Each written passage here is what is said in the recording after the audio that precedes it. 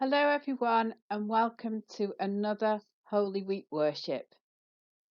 I hope you're all well and it's good to be with you again.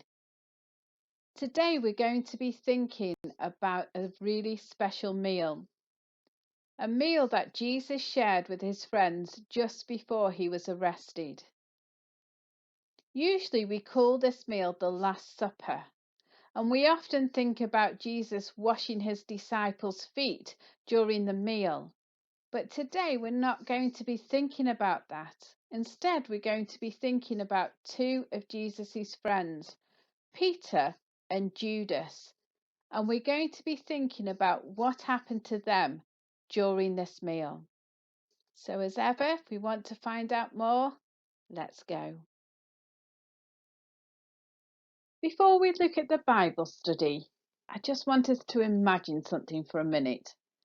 I know it might sound a bit strange, but let's imagine we're going to put a recipe all together to make a good friend, the best friend we can imagine. So we're going to put all these ingredients together to make a good friend. If that was possible, let's just use our imaginations for a minute and imagine that it is.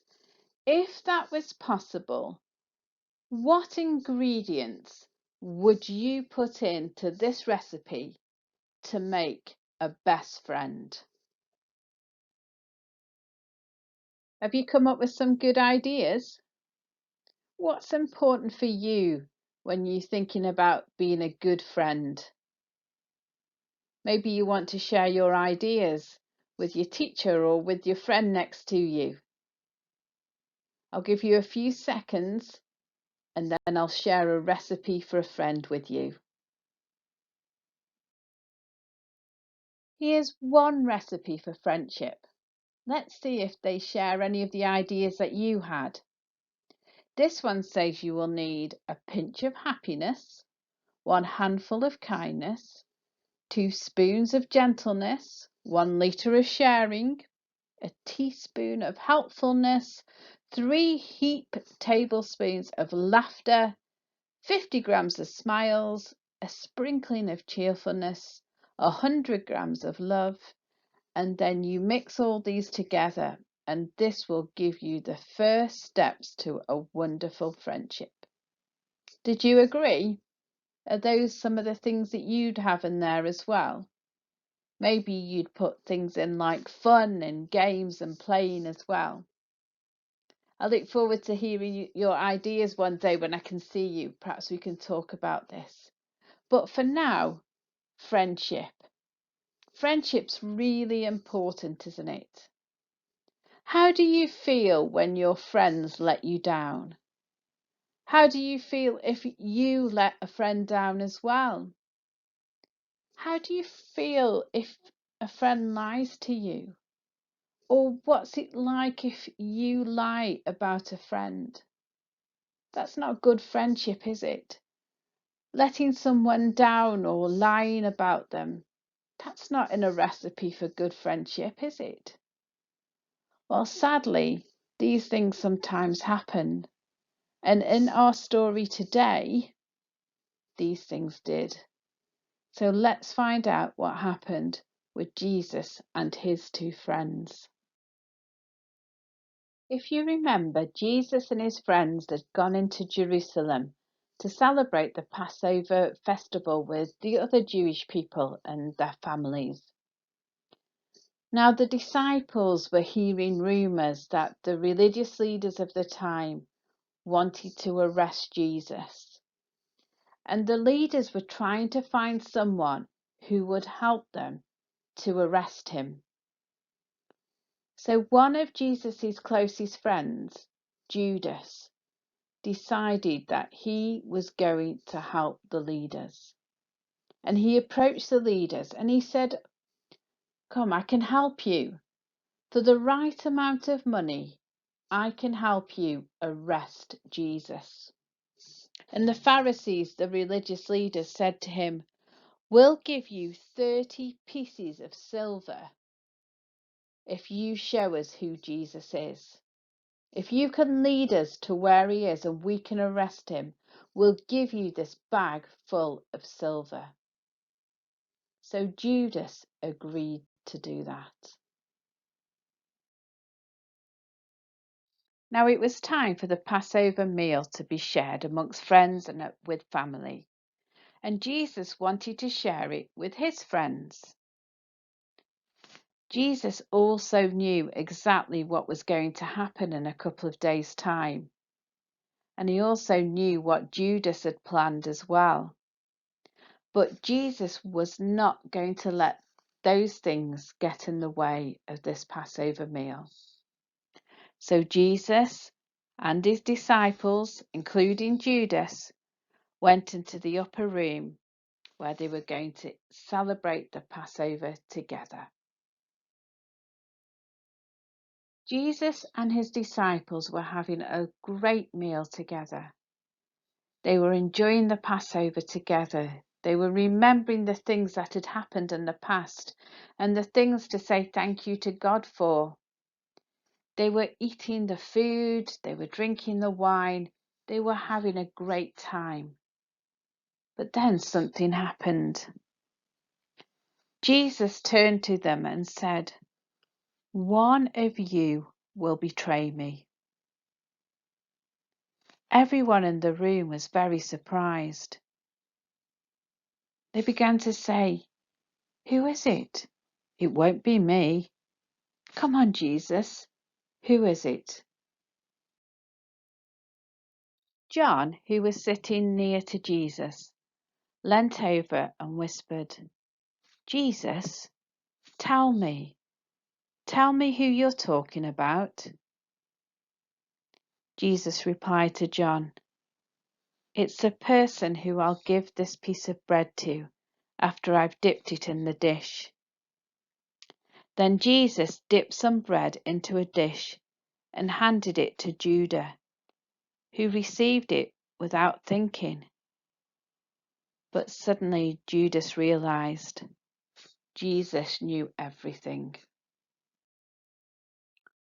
Judas took the piece of bread, got up, and went out immediately. He headed straight to where he knew the Jewish leaders would be.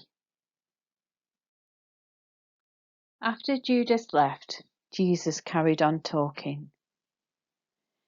He said to his disciples, "Tonight you will all leave me. In the time that I need you most, you will all abandon me and run." Peter said to him, "If everyone else leaves you, I will never fall away." But Jesus said to him, "I tell you the truth.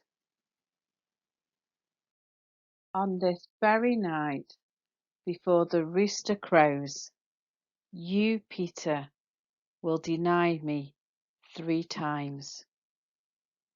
Peter said to him, "Even if I must die with you, Jesus, I will never deny knowing you." And all the disciples said the same thing. After the meal, Jesus took the bread and he broke it and he gave it to his disciples and said, "Take it. This is my body." In the same way, Jesus took the cup of wine and gave thanks. And he gave it to the disciples and said, "Drink from it, all of you." Jesus said to them, "This wine is my blood, the blood of my promise to you. My blood that is poured out for you and for many." When Jesus talked about the bread and the wine being his body and his blood, he was talking about what would happen in the next day when he was going to be crucified. And the promise was the promise of God to love and to forgive all people, even people like Judas and Peter, People who lied about Jesus, people who let Jesus down, people who denied knowing Jesus. That promise was for people like them too. The promise that God would forgive them. And that's the message for us as well. A promise that whatever happens, if we're truly sorry, there is always forgiveness. As we come to a time of prayer and reflection, you're welcome to join me, or if you just want to say Amen, that's okay. Or if you want to just sit with your own thoughts, feel free to do so. Dear God, thank you for sending Jesus. Thank you that he was willing to die on the cross so that he could show us what forgiveness means. Thank you for being a forgiving God.